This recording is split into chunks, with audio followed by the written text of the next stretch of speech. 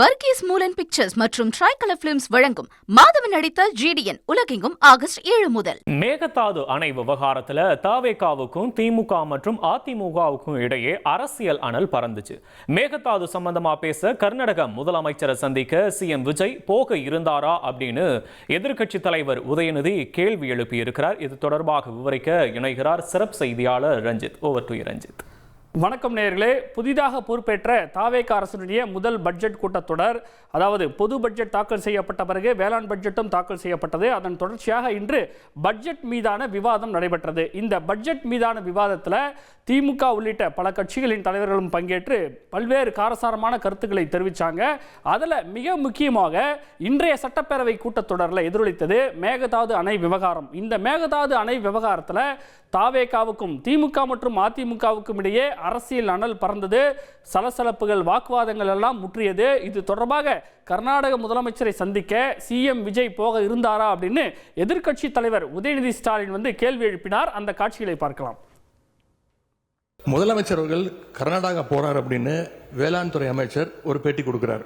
அப்புறம் அவரே அதை மறுத்து பேசுகிறார். அப்புறம் இன்னும் 2 அமைச்சர்கள் அதிகாரபூர்வமாக எந்த முடிவையும் நாங்கள் எடுக்கவில்லை என்று கூறுகிறார்கள். 13 பேர் கொண்ட ஒரு குழு போகுதுன்னு திரும்பி செய்திகளில் பார்த்தோம். கடைசியில் என்ன ஆச்சுன்னா, கர்நாடக முதலமைச்சர் சொல்லிட்டார், இந்த தமிழ்நாடு முதலமைச்சர் நீங்க வர வேண்டாம், நாங்கள் தண்ணி எல்லாம் கொடுப்பதற்கு தயாராக இல்லை என்று கர்நாடக முதலமைச்சர் அவர்கள் தெரிவிக்கிறார். அவர் சொன்னது உண்மையா இல்லையா என்றால் உங்கள் பேச்சை நீங்கள் முடித்துக் கொள்ளுமா நான் போட்டு கேட்டுக்கொள்கிறேன். தவறாக எதுவும் பேசவில்லை. தவறு சரி. அனைத்து கட்சி கூட்டத்தை கூட்டப் போகிறீர்களா இல்லையா, எப்பொழுது கூட்டப் போகிறீர்கள்? இன்னொன்னு, கர்நாடக முதலமைச்சர் சொல்றாரு, முதலமைச்சர் இங்க வர தேவையில்ல, தமிழ்நாடு முதலமைச்சர் இங்க வர தேவையில்ல, தண்ணி நாங்கள் கொடுக்க முடியாது, தண்ணி இல்லை அப்படின்னு கர்நாடக முதலமைச்சர் சொல்லியிருக்கிறார். இதையெல்லாம் கேட்டுதான் நான் தெளிவுபட விரும்புகின்றேன். முதல்ல தமிழக முதலமைச்சர் கர்நாடகா செல்வதாக இருந்தாரா? அப்படி இருந்தால் ஏன் செல்லவில்லை? இப்பொழுது உங்களுடைய நிலை என்ன என்பதுதான் என்னுடைய கேள்வி. இப்படி கர்நாடக பயணம் பற்றி எதிர்க்கட்சி தலைவர் கேட்ட கேள்விக்கு பதில் சொல்வதற்காக முதலமைச்சர் விஜய் எழுந்து நின்றவுடனேயே அதிமுக பொதுச் செயலாளர் இபிஎஸ் தன்னை பேச அனுமதிக்க வேண்டும் அப்படின்னு சொல்ல, அதற்கு சபாநாயகர் மறுக்க கடும் வாக்குவாதம் ஏற்பட்டது. மாண்புமிகு பேரவைத் தலைவர் அவர்களே, உட்காருங்க. அவங்க பேசும்போது குறுக்கிட வேணாம், உட்காருங்க. இன்னொன்று இல்லை, இடையில அனுமதிக்க முடியாது. இல்லை இல்லைங்க, இல்லைங்க, உட்காருங்க. நான் எல்லா வாய்ப்பு கொடுப்பேன். இருங்க, உங்களுக்கு கொடுக்குறேங்க. உங்க பேரை படிச்சு இருங்க. உங்க பேரை தெளிவா படிச்சுட்டேன். உட்காருங்க. உங்களுக்கு இல்லை, இப்போ அவங்க பேருங்க. அவர் இல்லை, இருங்க, உட்காருங்க. விதிகளின்படி தான் நடக்குது. உட்காருங்க. நான் சொல்றதை கேட்டு. எதிர்கட்சி தலைவர் இன்னும் முடிக்கலைங்க. அவர் பேச முடிச்சிட்டாரா? இன்னும் எதிர்கட்சி இன்னும் முடிக்கவே இல்லை. உட்காருங்க. நீங்க அவர் பேசி என்ன அதுதான் பேசுறேன். எது சட்டமோ எது விதி அதான் நான் பேசுறேன். எனக்கு பயப்பட சொல்லி நான் சொல்லுங்க. அவைக்கு பயப்படுங்க, விதிக்கு பயப்படுங்க. எனக்கு பயப்பட வேண்டாம், விதிக்கு பயப்படுங்க. மாண்புமிகு எதிர்க்கட்சி பேசி முடிக்கல. அவர் பேசி முடித்த இருங்க. அவர் பேசுகிற போது குறுக்கீடு பாருங்க. அவர் பேசுகிற போது தயவுசெய்து உட்காருறீங்களா? உட்காருங்க. என்ன இப்படி சலசலப்புக்கும் வாக்குவாதத்துக்கும் மத்தியில் கர்நாடகா பயணம் போக நினைச்சது உண்மைதான் அப்படின்னு சிஎம் விஜய் விளக்கம் கொடுத்தார். குறிப்பாக பகை நாடுகளே இப்ப பிரச்சனையெல்லாம் பேசி தீர்க்கக்கூடிய காலம் இது. அப்படி இருக்கும்போது பக்கத்து மாநிலத்துடன் பேசி பார்த்தால் என்ன என்று தனக்கு தோன்றியதாக அவர் விளக்கம் அளித்தார். காவிரி பிரச்சனையில் சம்பந்தப்பட்ட 2 மாநிலங்களும் ஒன்றிய அரசும் உட்கார்ந்து முடிவெடுக்கணும்னு 1969 இந்த சபையில் பேசியிருக்கிறாங்க. அதுக்கப்புறம் நிலைமை வேறு மாதிரியெல்லாம் போயிடுச்சுன்னும் நம்ம எல்லாருக்குமே தெரிஞ்சது தான். சட்டப்படி இந்த பிரச்சனையை அணுகிறதுல நாம் உறுதியாக இருக்கிறோம், அதில் மாற்றமே இல்லை. இருந்தாலும் ஒரு அட்டெம்ப்ட் எடுத்து பார்க்கலாம்னு தோணுனது தான் அந்த பெங்களூர் விசிட். அப்படி ஒரு விசிட் பற்றி ஃபஸ்ட்டு யோசித்து கேட்டதும் நான் தான். நாம் பெங்களூர் போக நினச்சதை பற்றி பல ஒப்பீனியன்ஸ் வந்துச்சு. நாம் போக நினச்சதுக்கு காரணம், ஒருவேளை இந்த பிரச்சனை தீர்க்கறதுக்கான ஒரு பாசிட்டிவ் சைன் கிடைச்சா நல்லா இருக்குமேன்னு ஒரு எண்ணத்தில் தான். இன்றைய காலத்தில் பகை நாடுகளை பேசி தீர்க்க பார்க்குறாங்க, பக்கத்து மாநிலத்தோட பேசி பார்த்தா என்னன்னு நினச்சேன்.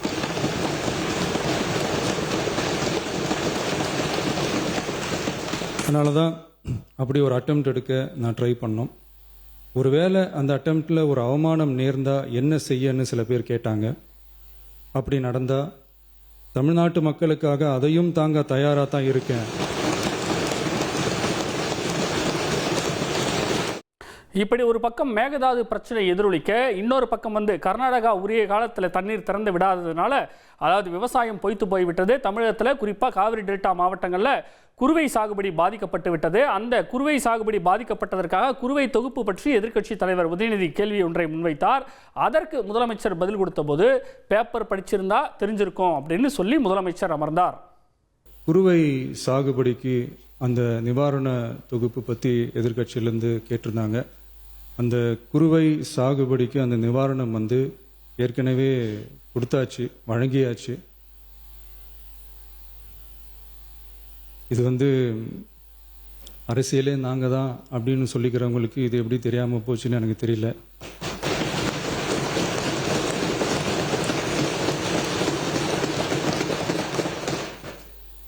முன்ன பின்ன பேப்பர் படிச்சிருந்தா நாட்டில் என்ன நடக்குதுன்னு தெரிஞ்சிருக்கும்.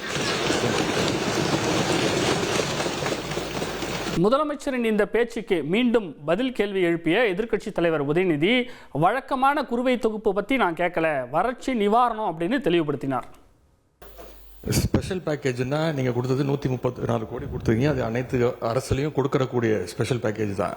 இப்போ வறட்சி நிவாரண நிதி அவங்க கேட்கறாங்க. இது ரெண்டுத்துக்கும் வித்தியாசம் தெரிஞ்சுக்க வேண்டும். இது வெறும் டெய்லி காலைல பேப்பர் படிச்சா மட்டும் பத்தாது. அங்க அனைத்து கட்சி கூட்டத்தை கூட்டி அனைத்து விவசாயிகளோடையும் போய் கலந்து பேசி அவங்களுடைய கோரிக்கைகள் என்னன்னு நீங்க தயவு செய்து கேட்டுக்கொள்ள வேண்டும். ஆரம்பம் முதலே எதிர்க்கட்சி தலைவர் உதயநிதி மேகதாது விவகாரத்தில் தமிழக அரசு ஏன் அனைத்து கட்சி கூட்டத்தை கூட்ட மறுக்கிறது அப்படின்னு கேள்வி ஒன்றை முன்வைத்தார். கடைசியாக மறுபடியும் அனைத்து கட்சி கூட்டத்தை கூட்ட தாவேக அரசுக்கு என்ன பயம் அப்படின்னு கேள்வி எழுப்பினார். கர்நாடகாவில் அவங்க அனைத்து கட்சி கூட்டத்தை கூட்டி முன்னாள் முதலமைச்சர்லாம் வர சொல்லி அவங்களுடைய கோரிக்கைகள்லாம் கேட்டுக்கிட்டு இருக்காங்க, தொடர்ந்து கேட்டுட்டு இருக்காங்க. இந்த தாவேக அரசு ஏன் அனைத்து கட்சி கூட்டத்தை கூட்டுவதற்கு என்ன உங்களுக்கு பயம், என்ன உங்களுக்கு தயக்கம் என்பதை நான் கேட்டுக்கொள்ள விரும்புகின்றேன். பயமா? எங்களுக்கா? 3 ஆண்டுகளாக எங்களுக்கு பயம் இல்லை, அது உங்களுக்கே தெரியும் அப்படின்னு அமைச்சர் நிர்மல்குமார் பதில் கொடுத்தார். அனைத்து கட்சி கூட்டத்தை கூட்ட என்ன பயம்னு கேட்கிறார். 3 வருடங்களாக யாரை பார்த்தும் பயப்படாத எங்களுடைய தலைவர் இதுவரை எந்த பயமும் யாரை பார்த்தும் எந்த விதத்திலும் பயந்தது கிடையாது.